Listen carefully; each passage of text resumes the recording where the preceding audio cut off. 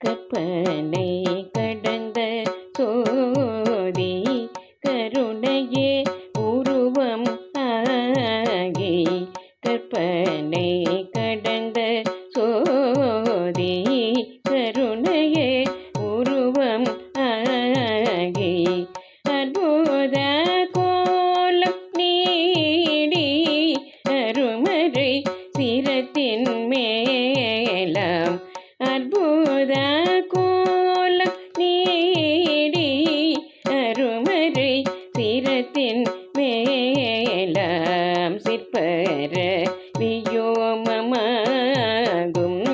திருச்சிற்றம்பலம்.